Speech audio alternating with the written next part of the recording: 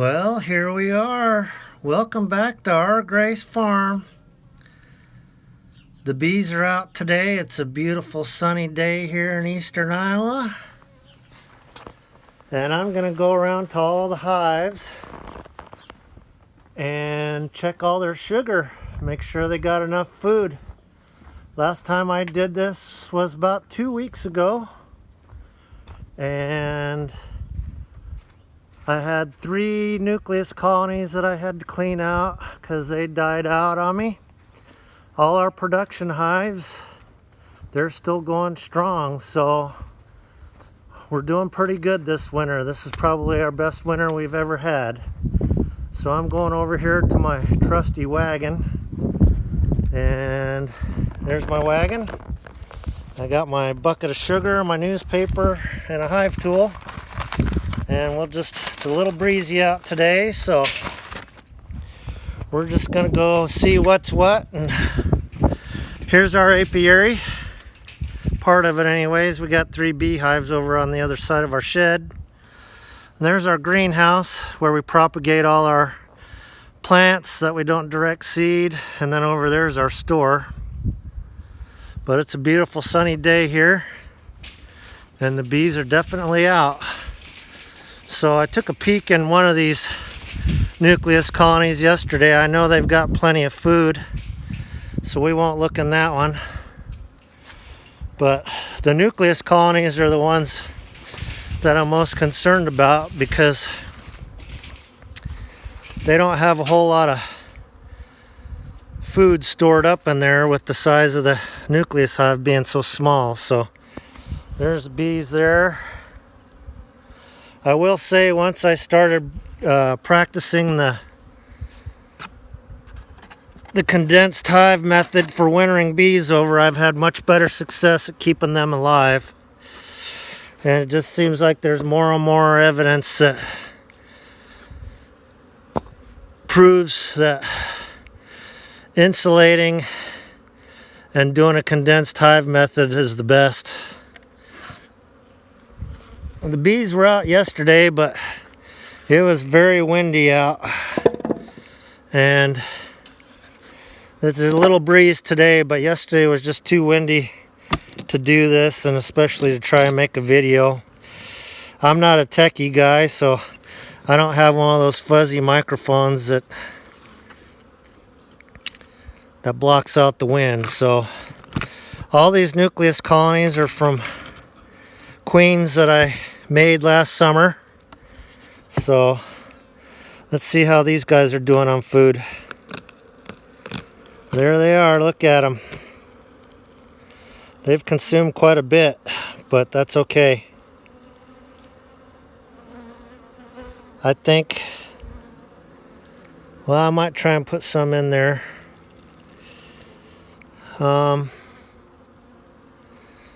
Let's take a look at these other nucleus colonies and see how they're doing for food.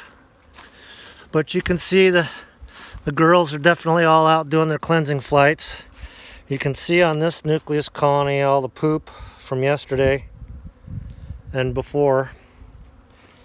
And but they're definitely out today.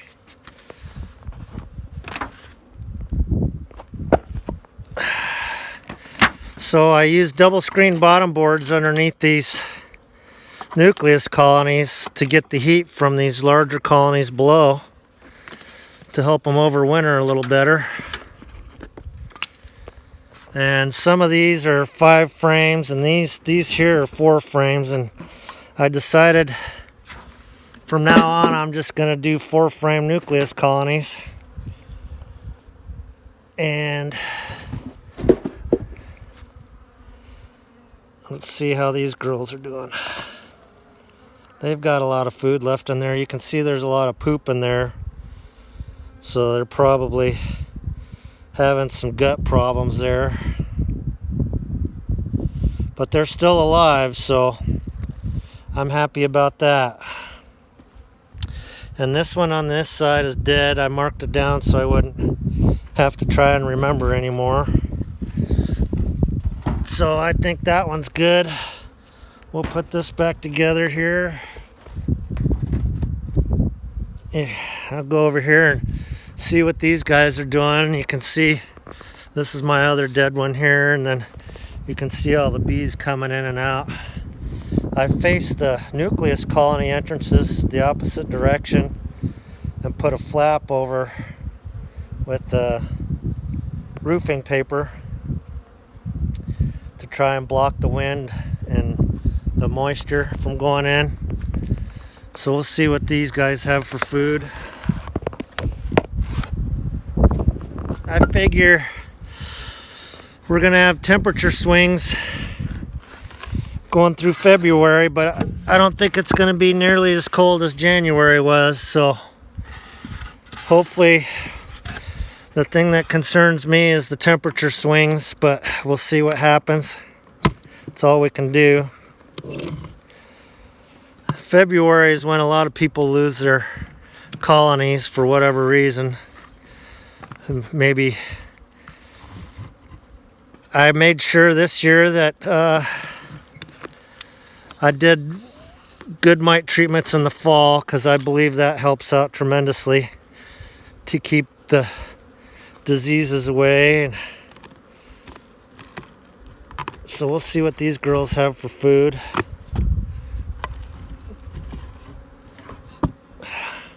Take a peek in here.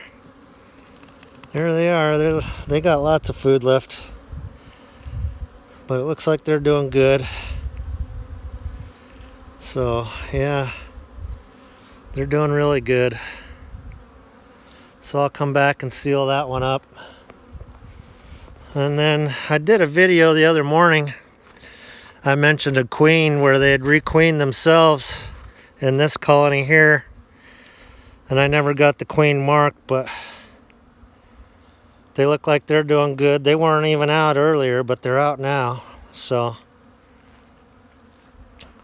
but you can see all the poop from all their cleansing flights this winter. And one of these days I want to get a microscope so I can check dead bees and see what their guts look like, and also use it for our farming to do other things, but check plant leaf sap and that kind of thing. But anyways, I made these heater boxes out of wood that I got from the Case IH dealer. They get these big crates. I just filled it full of foam to insulate the top of the hive. Let's see what kind of... They got a lot of sugar in there still. They're looking good. Yeah, look at those girls. There's a pollen patty left over in there. Looks like they're feeding on that. But I won't actually put pollen patties in till towards the end of the month, because it's going to be too early right now. Try and make sure all the girls are out from underneath there before I put this box back on. Watch out, kid. All right. So anyways, we'll put this back on. And I just put those on top like that.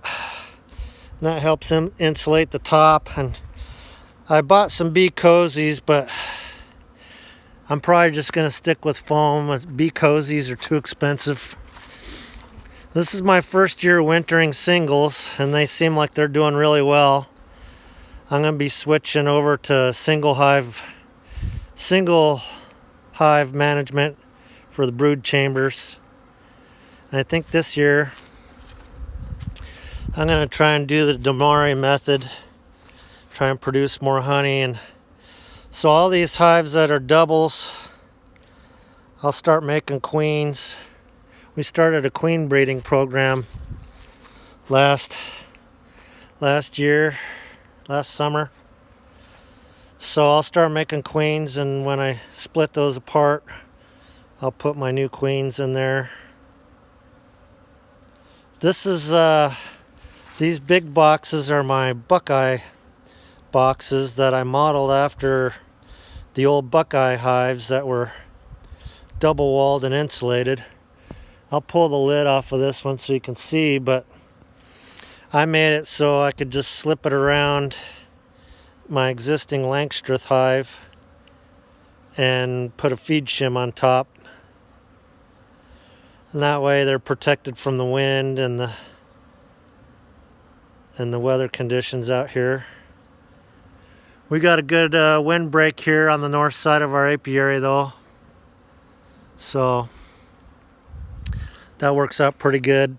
Unfortunately, those two hives over here, they're in the shade from our greenhouse, so maybe next year I probably won't put any hives this close to the greenhouse, but you can see the dead bees on their landing board, but they're still going. All our production hives are still going, so hopefully we won't lose any this year. This will be the first year we're at 100% for our production hives. But you can see they're all out. So I'll go ahead and pull the lid. I've been storing all my honey supers outside because I got tired of all this beekeeping equipment taking over the garage, and I don't have room for anything else. But you can see all the bee poop on the top of this. But I'll go ahead and pull this lid off and show you how I did this.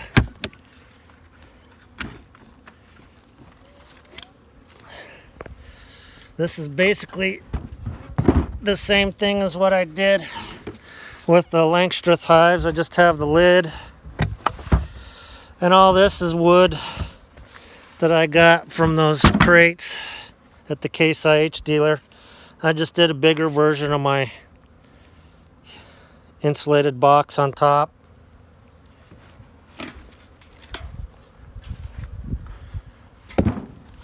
And then down here, that's where the Langstroth hive just slips in.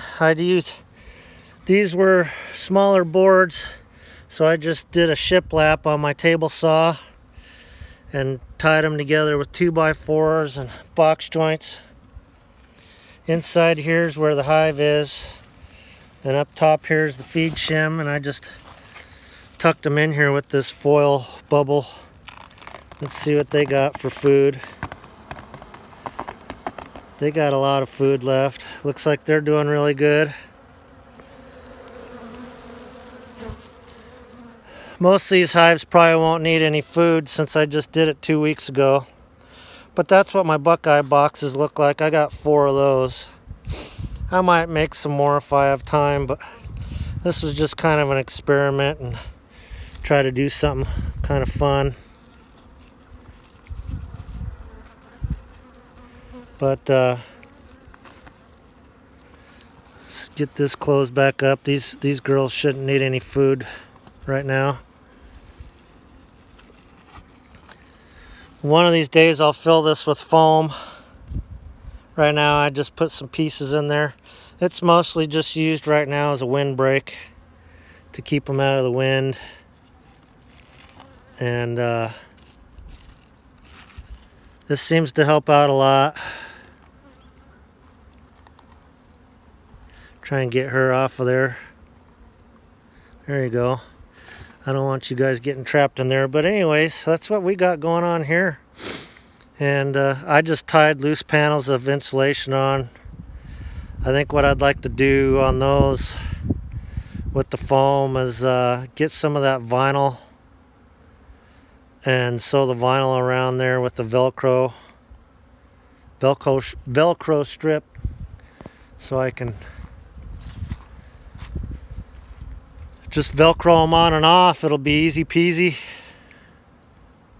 And I'll continue to use my bee cozies, but I'm gonna start making and selling bee equipment here along with our queens, and then eventually, maybe if we get big enough, next year we can start selling bees. I probably won't do packages. I'll probably just do nooks. But anyways, you can see all the bees are out here. We'll go over to the other side of the apiary and see what the other 3 hives are doing. I did a video the other morning where I used thermal imaging to see what they were doing. I always get curious after a few weeks of not seeing the bees and being cold out. So come over here to these 3. I can see them out flying around.